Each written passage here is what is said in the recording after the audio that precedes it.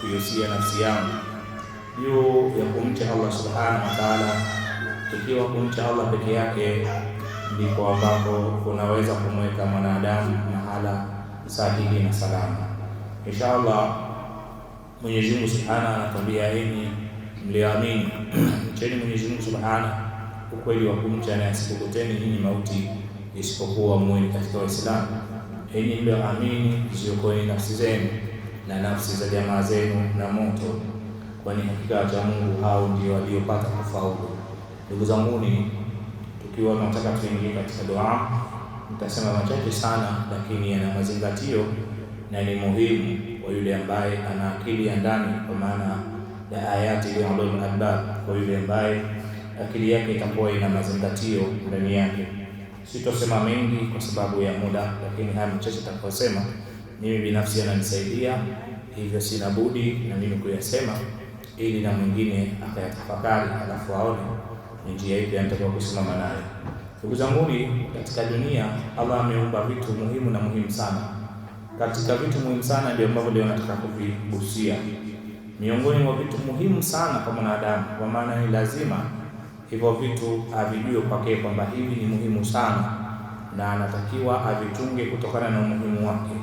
Baada ya kupewa mwanadamu uhai, ambalo hilo ni la kwanza la muhimu, achunge mwanadamu uhai huo katika kila hatua anayokwenda.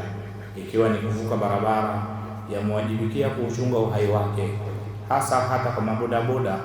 Mabodaboda uhai wanaochezea sana, kiasi cha kwamba ukiondoka umeondoka. Kuna vitu muhimu ambavyo vikiondoka havirudi hata kwa bahati mbaya.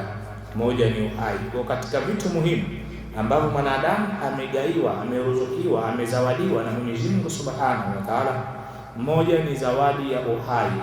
Yampasa mwanadamu auchunge uhai wake, manake awe makini juu ya uhai wake. Hawezi kujizuia na mauti, lakini ajichunge katika uhai wake hata pale mauti atakapofika, kwa ile kadari ambayo Allah Subhanahu wa Ta'ala amemwandikia. Na Mwenyezi Mungu atujalie ni kadari njema za vifo vyetu, zisiwe ni vifo vibaya, salamu katika vifo vibaya. Kwa hiyo moja ya jambo muhimu mwanadamu analotakiwa alitambue katika maisha yake, moja ni uhai. Leo unakuta bodaboda manjiani humu anatembea na chombo, anakwenda kana kwamba kile chombo ni cha miguu minne. Hai hicho cha miguu minne ukikutumia vibaya kinakuondoa uhai wako. Vipi cha miguu miwili? Leo watu wengi wamepata ulemavu, wengineo wengi ni kwa sababu ya ajali za bodaboda, ima kwa kujisababishia au kwa kuwasababishia wengine au kwa kusababishiwa. Bahati mbaya bodaboda hao leo unaweza kukuta bodaboda ni mstaarabu, lakini kwa mifumo waliojitengenezea wenyewe njiani, wenye magari wanawafanyia visivyokuwa sivyo, kwa sababu walitengeneza mifumo hiyo. Kwa hiyo kitu cha kwanza cha muhimu mwanadamu anatakiwa akichunge ni uhai, kwa sababu huo ukiondoka umefanya nini? Umeondoka na hauwezi ukarudi, kwa sababu umeshaondoka. Lakini kitu cha pili mwanadamu anatakiwa akichunge sana ni akili yake, ambapo hapa nitagusia katika akili ni afya kwa ujumla. Afya kwa ujumla, mwanadamu akishapewa uhai, kitu cha pili cha muhimu ni afya, ambayo afya hii kwa maana afya ya mwili wake sambamba na afya ya akili yake. Allah Subhanahu wa Ta'ala katika nyenzo muhimu aliyompa mwanadamu ni akili, imuongoze katika kila sehemu nzuri, imkataze katika kila sehemu mbaya, imuelekeze katika mahala ambapo yeye mwanadamu atakuwa ni sahihi kupitia akili yake kuweza kufikia. Leo sisi wanadamu tunashindwa hata na wanyama porini. Mnyama porini akimwona mwanadamu pamoja na umbile lake zuri, lakini cha kwanza anachukua tahadhari juu ya mwanadamu huyo. Mnyama wa porini, simba, nyoka, wale wanyama ambao wakutisha kabisa, lakini wanapomwona mwanadamu cha kwanza wanafanya nini? Wanachukua tahadhari juu ya huyo mwanadamu, kwa sababu katika viumbe hatari, na hili tulifahamu, sisi binadamu tuogopa wanyama, lakini mimi nakufungua akili leo, wa kwanza unayetakiwa kumuogopa ni binadamu mwenzio. Mtu wa kwanza ambaye, yani kiumbe wa kwanza unatakiwa umuogope kwenye mgongo huu wa ardhi ni nani? Binadamu mwenzio. Hata jini usimuogope kuliko binadamu mwenzio, kwa sababu jini yeye atumwa, lakini atumwa na nani? Binadamu. Na jini ambaye hakutumwa akikusibu ni mwepesi sana wewe kupona kuliko jini aliyetumwa na binadamu. Ili uzingatie, jini aliamua tu kukuvaa, huyu jini wewe ni mwepesi kufanya nini? Kupona, kwa sababu jini huyu kwanza akipata tiba sahihi huwa ni muoga, anaona iwe nini shida za nini. Huyu jini ni mwepesi kuondoka na akauacha mwili, lakini jini aliyetumwa na binadamu kuondoka kwake ni ngumu na hukubali maumivu, kwa sababu ni bora maumivu anayopata kwako kuliko maumivu anayopata kwa bwana wake. Jini akishatuma huyo ana bwana wake, ambaye bwana wake ni nani? Yule binadamu. Na jini anapotumwa huwekewa mikakati na vipingamizi, hasa kwa wale binadamu ambao wanawamiliki mashetani wa kijini, kwa maana wamekufuru binadamu kufuru ile kupitukia, halafu sasa wakawa wanawamiliki majini. Nilizungumza siku moja, miongoni mwa mtu ambaye hupandishwa katika daraja za uovu ni mwanadamu aliyeamua kuchagua uovu, akauchukua msahafu, akaenda akauweka chini ya mlango wa choo, halafu akaufunua katikati, akapanda juu ya ule msahafu, akaingilia chooni kana kwamba msahafu akaufanya ni ngazi. Mwanadamu aliyefanya hili, manake mara nyingi huyo anakuwa yuko katika hali ya uchawi, sasa hutafuta daraja za juu. Kwa hiyo binadamu akilifanya hili, moja kwa moja majini wale mashetani wote huwa chini yake, humuhofia, humuogopa, kwa sababu hata wao iliposomwa Qur'ani walisema tumeisikia Qur'an ya ajabu. Sawa, wamesema tumeisikia Qur'an ya ajabu ndani ya surati Jini.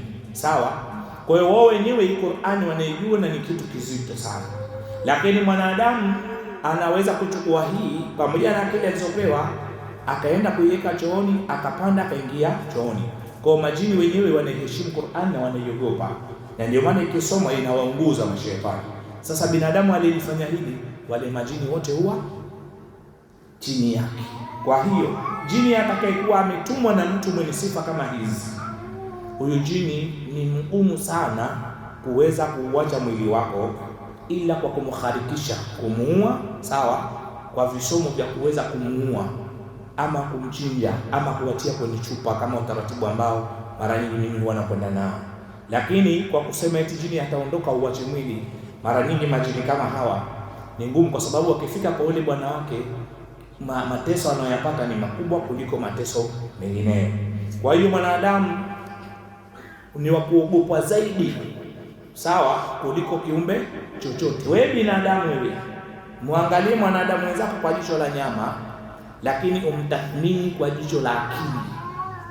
Sawa, leo tunaishi katika mitaa, tunaishi katika miji, tunaishi katika maeneo, hatuishi na majini, tunaishi nao, hatuwaoni. Kwa hiyo hao hatuwezi kuwadadavua, lakini binadamu mwenzako unaishi naye, ndiyo huyo atakayekuwa pengine unafanya jambo, ndio anatoka anakwenda kukufanyia fitna. Tuelewa? Anatoka pengine unafanya jambo, anahisi hili jambo yeye hana ama hawezi kuwa nalo ama haliwezi kufanana na lake, akatoka akaenda kufanyia fitna kwa ambao anaweza kuwa vizuizi wa lile jambo lako. Tuelewana? Wangapi huyu wanajenga nyumba zao sehemu ambazo zimejificha, ghafla anajikuta amejiwa, anaanza kuzushiwa migogoro.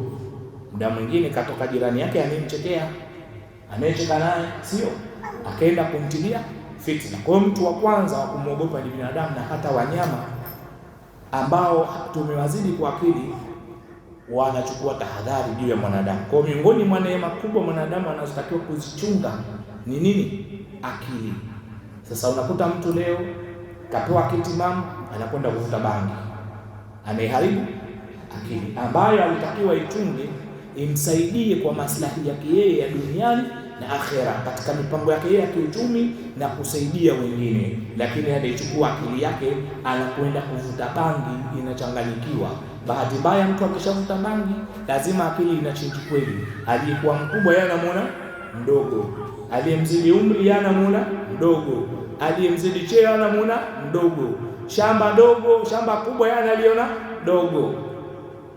Baadhi ya watu mikoani kule unakuta mtu ukimkabidhi shamba akulimie, shamba la kulimwa muda mrefu, yana lilima siku 2 tu au 3. Kenda kujiuliza huyu vipi?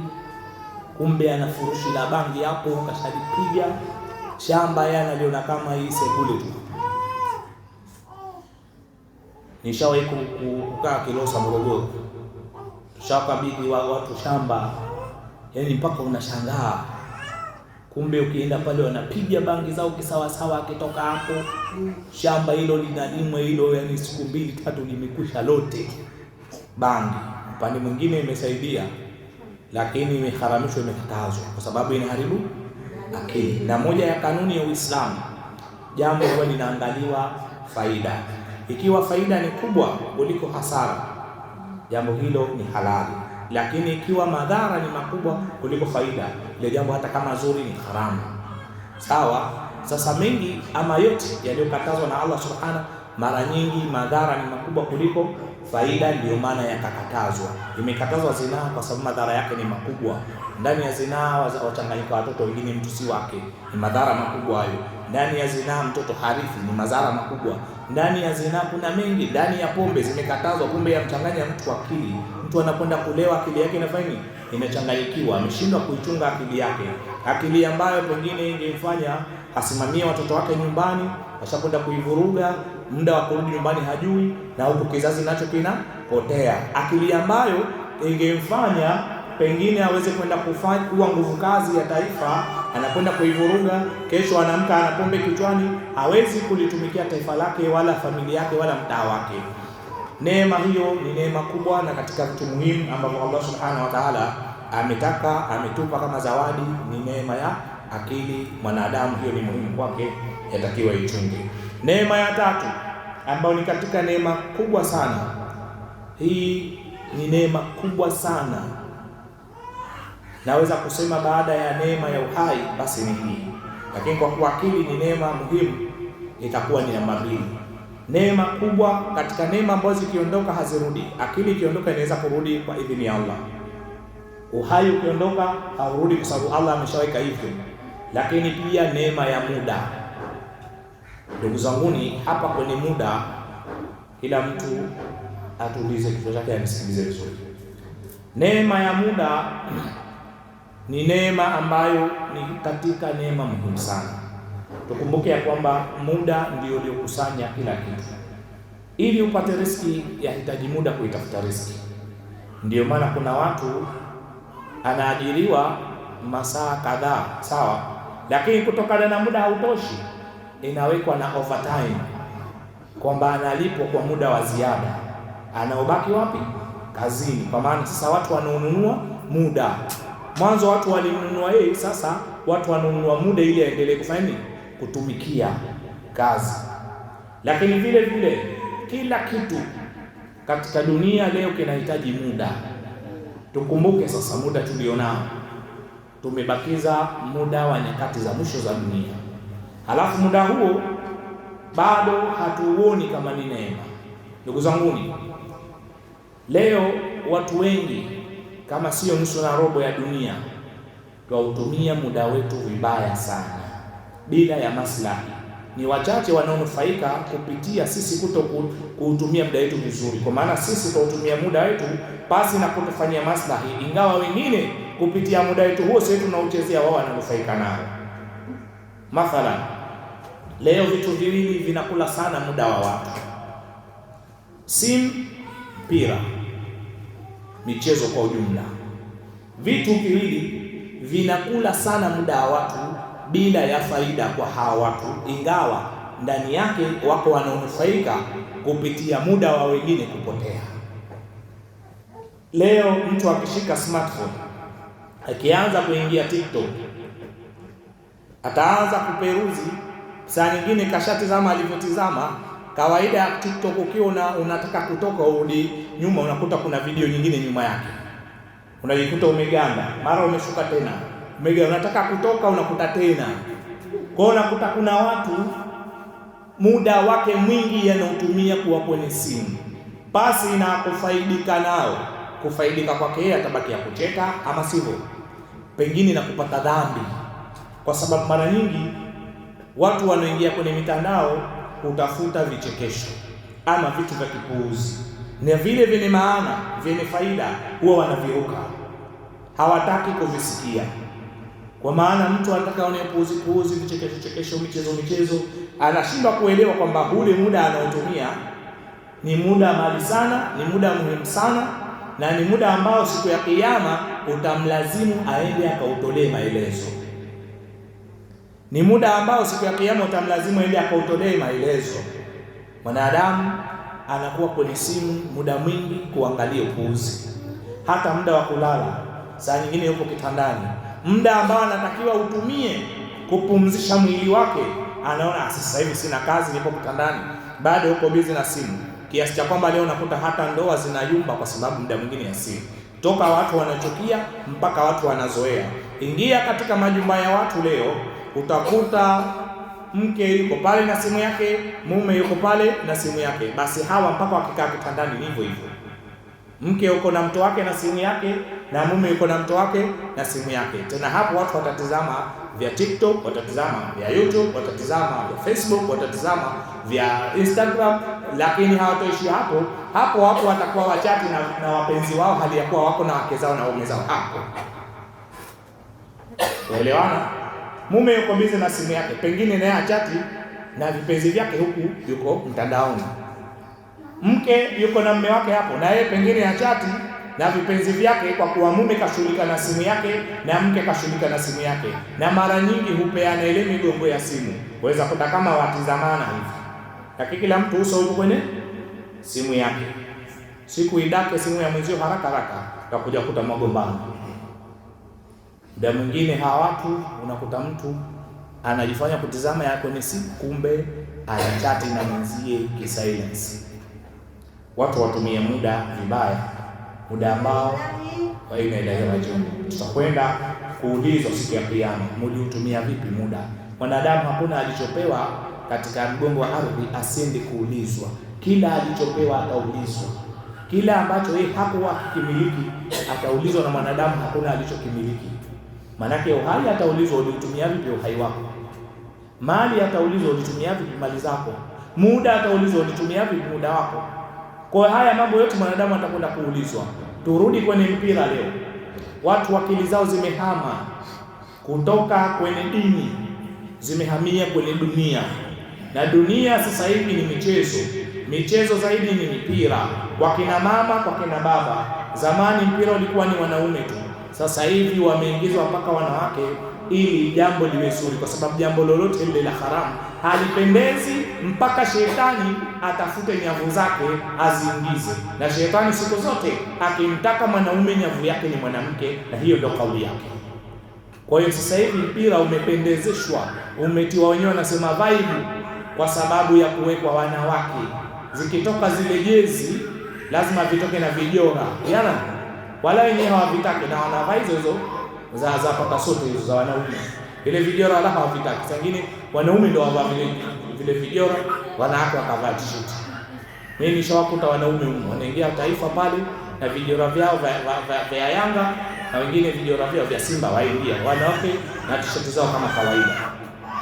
Sasa ndugu zangu, bahati mbaya sasa huo mpira wenyewe hauna faida kwa washabiki, bali faida ni kwa wale wachezaji na viongozi na vyama vyenyewe na taasisi kuu zinazohusika na mpira, kwa sababu hizo zimeingiza pesa nyingi. Si vibaya, lakini usiupoteze muda wako lesa kiasi kwa kunufaisha wengine, alafu wewe usiku utokupata tu faida, bali unapata na hasara kubwa unapata. Ndani ya mpira watu wanatukana na matusi, ndani ya mpira watu wanafanyiana vitu vingi vibaya. Ndani ya mpira ndio zimekuja kuzuka hata hizo betting.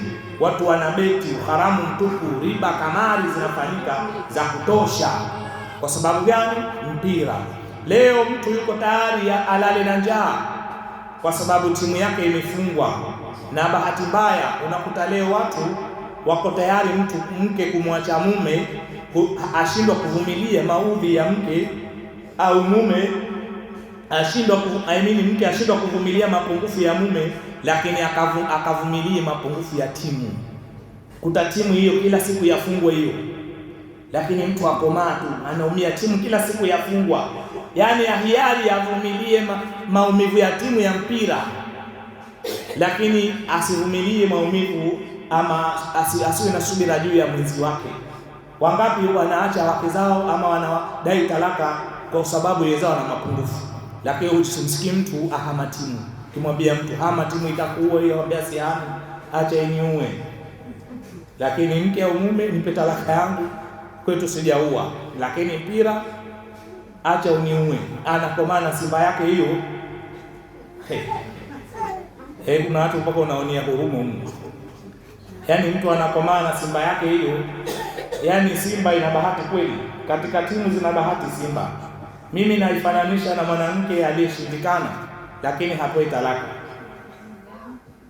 Yaani mtu au sivyo? Yaani hapa najua ni mashabiki ni timu zenu hizo, tuvumiliane. Naona watu wa Simba. Watu wa Simba unaona wewe. Yaani hapa ni tuseme tu ukweli. Mimi si shabiki wa mpira. Lakini huo unafuatilia, Allahu Akbar. Unafuatilia mambo humu. Mbona unaona hii Simba ya watu kila siku yafungwa yeye tu hii. Lakini watu kama mke ikashakushinda tabia, kwa nini humwachi? Kama tabia zake basi wamwacha kwa tafuta mke mwingine. Sasa we timu ya mpira hii kila siku haikupi furaha wewe. Si umeamua kufunga ndoa na timu. Basi iache hii, tafuta hamia basi Yanga. Hamia Yanga huko ule raha zako, au sivyo?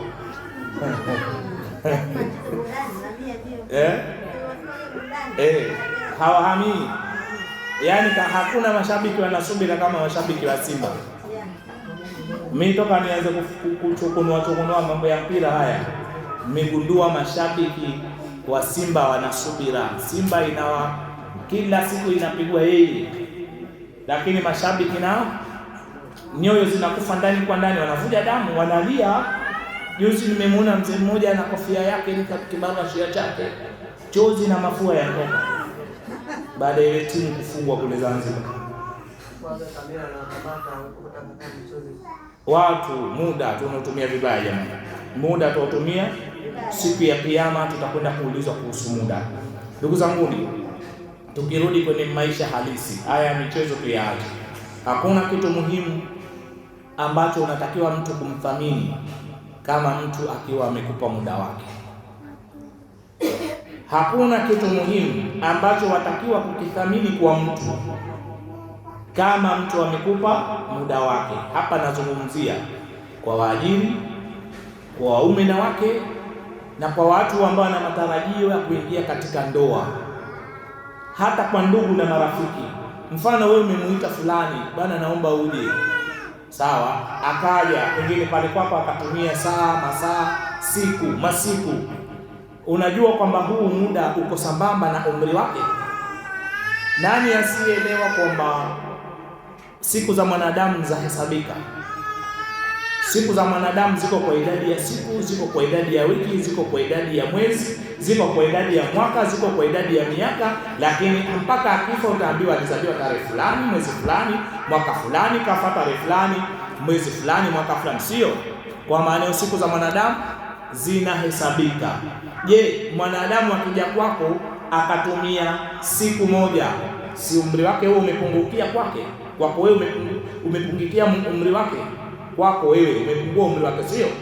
Akakupa wiki, ni umri wake huo, kwa sababu ya mambo yako, pengine umemuita kwa maslahi yako, kwa shida zako, sio? Umri wake ukipungua kwa kipindi kile, umepungua wapi? Hata kama ataondoka hajafa, haumwi, sio?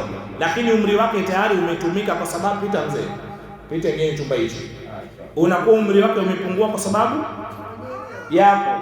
Pita hapa mzee, hapa pita mlango huu, ingia ndani. Tuelewane? Sasa leo unakuta mtu kaoa mke, sio? Halafu yule mke anakuja kumwacha pengine bila sababu za msingi, ama sivyo? Maana kuna sababu na sababu za msingi. Anakuja kumwacha mke bila sababu za msingi. Hajali muda wake aliotumia, hajali kwamba ni umri gani pale kwake umetumika, hajali kwamba umri huo ushapungua na haurudi, hajali pengine muda ule angeotumia kwa mambo yake mengine, pengine angekuwa yuko mbali. Haijalishi umri umepungua, lakini pengine angekuwa kwa maslahi yake binafsi, angekuwa yuko mbali. Unakuta mtu anamdivorce mke wake, au mke anafanya vituko ili aache na mume wake bila ya kujali muda wake kwamba tayari umri wake umeshapungua kwa sababu yake. Mabosi wangapi wanawaajiri watu, akishanufaika na yule mtu, pengine yule mtu yeye hajanufaika, pengine kaishia tu kupata pesa ya kula, pengine bado malengo yake hajafikia, anakuja anamwachisha kazi bila kujali kwamba yule alitumia muda wake. Na kuna watu wanafanya partner katika mambo, sio wanafanya biashara za mashirikiano, pengine mmoja katoa hiki, mwingine katoa hiki, huyu mmoja pengine zaidi unatumika ni muda wake, sio, lakini kwa makubaliano maalum, kwamba mfano labda mimi natoa nyumba hii hapa, au sio, tufungue shule, ama sivyo wewe utakuwa mwalimu, utakuwa unasomesha hapa, halafu huyu mwenye nyumba imekwenda shule ile imekuwa, huyu mwenye nyumba alichokifanya kwenda kutafuta walimu wengine, huyu hapa walianza naye anakuja anafanya nini, anamfukuza bila ya kujali kwamba huyu katumia muda wake. Huoni kwamba hapo ni madhambi makubwa unafanya? Kwa hiyo katika vitu muhimu, hata kama mtu ataitumia sekunde moja kwa ajili yako, lazima akili yako iambie kwamba huyu amepunguza umri wake kwa ajili yangu. Sekunde kisha katika, manake siku zake alizowekewa za kuishi, dakika zake zishapungua. Lazima tutumie akili za ndani kutafakari mambo kama haya. Wengi wetu leo tunawacha wanaharibikiwa maisha yao, na muda anarudia tena, ukipotea haurudi, umeenda. Lazima tuhurumie mtu anapotumia muda wake kwa ajili yetu. Lazima sisi tutumie muda wetu vizuri kwa ajili yetu. Kuna watu wanawaahidi watoto wa watu, nitakuoa, sio, ama mimi nitakuja kuolewa na wewe, sio. Baada ya kitu fulani, huyu mtu katumia muda wake kuona namna gani ya kumvumilia huyu. Baadaye siku zimeenda, huyu anakuja kufanya nini? Kugairi njiani, mimi nimepata mwingine. Umesahau kama ametumia muda wake ambao angetumia kwa maana vitu vingine.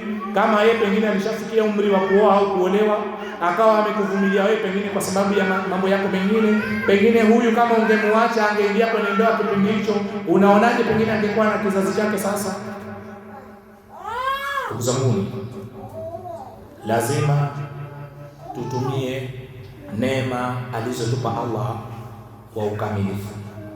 Tutumie neema ya uhai kwa ukamilifu wake, tutumie neema ya akili kwa utaratibu, tutumie neema ya afya kwa utaratibu, tutumie neema ya muda sawa kwa utaratibu. Halikadhalika neema ya mali tukipewa tutumie kwa utaratibu. Mtume Muhammad aliainisha mambo ambayo alisema yawahi mambo hayo kabla ya kufika mambo yawahi mambo manne kabla ya kufika mambo manne. Moja, akasema tumia vizuri uhai wako, tumia vizuri kabla ya mauti kuja kwako, kwa sababu mauti yakija, no way, huna njia tena. Uhai umeshia hapo, mauti yameingia. Lakini Mtume alisema tumia vizuri afya yako kabla ya maradhi kuja kwako. Kwani maradhi yakija, yamekuja, muda mwingine huende ikawa sababu ya mauti, sio? Mtume Muhammad akasema tena tumia vizuri ujana wako kabla ya uzee kuja kwako. Uzee ukija haurudi nyuma. Wewe tafuta Carolite, tafuta sijui nini, tafuta Hoholite, tafuta Bilinganite, sawa? Tafuta Nyanyalite, sieta Carolite ile. Tafuta Nyanyalite, tafuta Hoholite, wewe tafuta chochote kile. Uzee ukija huna njia ya kuuzuia uzee. Na hii ni kauli ya Mtume Muhammad sallallahu alaihi wasallam, kwamba mambo mawili hayana tiba: uzee, mauti. hayo hayana dawa. Wewe zunguka fika ndo kuna dawa za kutoa makunyazi. Juzi nimeiona mtu atangaza dawa moja hiyo, ukipaka hiyo yani ngozi unatoa kama nyoka, unabaki na ngozi nyeupe. Nasema haya, watu wanakataa albino. Yule tena anapaka ile, akitoa ile ngozi anakuwa kama albino, sio kutafuta saratani nini hapo. Kwa hiyo uzee hauna nini, na Mtume Muhammad alishasema tumia vizuri ujana wako kabla ya nini, uzee. Jambo la mwisho tuingie kwenye dua. Mtume Muhammad alasema tumia vyema mali yako kabla ufukara kuja kwako.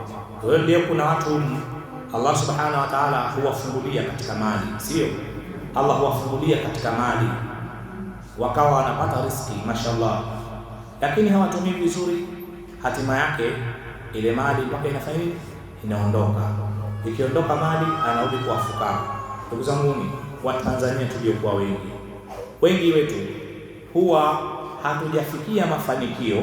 Tunaona mwangaza wa mafanikio, lakini tunakuja tunastiki pale kwenye mwangaza, na hapo ndio tunaishia kuharibikiwa. Mfano, kuna daraja ya mafanikio na kuna daraja ya njia ya mafanikio. Watu tuliokuwa wengi huwa tuyatafuta mafanikio, lakini sisi huwa tumefika kwenye njia sawa. Maana yake tunakuwa tupo labda kizani, tupo katika hali duni ya kimaisha, au sio? Sasa mtu tayari kafika kwenye njia hii hapa, aitumie ile njia sasa kwenda kwenye mafanikio. Maana yake njia ni ipi? Pengine mtu kapata uhakika tu wa kula yake, sio? Ana uhakika wa siku kuingiza kiasi kadhaa, mwingine anaona tayari kwa mafanikio haya. Kweli unakuta mtu zinakuja income nyingi, mara hapa kapata milioni 3 pale, laki ngapi pale, milioni 5, sio? Mtu wa hivi, huyu hajafika mafanikio, huyu kaona njia ya mafanikio. Sasa hii njia ndio atakiwa aongoze kutafuta nini, mafanikio. Sasa mara nyingi mtu huyu unakuta tayari anaona hapa tayari ndio anaanza kufanya ufisadi na israfu na matumizi mabaya ya fedha. Mwisho wa siku anakuja anaanguka, kumbe yeye alikuwa hajafikia mafanikio, yuko tu kwenye njia kwamba hakika wa milioni 1, 2, 3 hizo zinakuja ile ni njia. Sasa ndio yeye aende afanye vitendo uchumi, afanye hiki, atafute hapa, ashiki hapa, afungue pale, mpaka hakikisha na uhakika sasa kule naingiza huko naingiza, na ile miradi yake imejikita kisawa sawa, kwamba tayari ana uhakika wa kuingiza pesa kadhaa kwa muda kadhaa bila stress. Ikitokea tatizo analitatua kwa haraka, tatizo la milioni kadhaa bila shida na bila kupungukiwa katika biashara zake. Huyu tutasema ndio yuko kwenye mafanikio. Lakini yule ambaye ana uhakika milioni 3 kesho kapata, kesho kuta kwanza kakosa, atumie kidogo asubiri, huyu yuko kwenye njia. Sasa wengi tuko kwenye njia, alafu pale kwenye njia ndio sisi tunapoishia, kwa sababu pale kwenye njia sisi tunaona kwamba ndio tayari. Kumbe kama ni gorofa, umetoka floor ya chini huko floor ya pili, unatakiwa sasa utafute njia kwenda floor za juu. Mwenyezi Mungu atupe akili tuyajue tusiyoyajua, na atupe akili za ndani tuweze kutafakari mambo bila ya kutafakariwa au kuambiwa na wengine. Inshallah tujiandae kwa ajili ya dua. Mwenyezi Mungu atusamehe makosa yetu na atujalie haya tunayozungumza tuyafanyie kazi.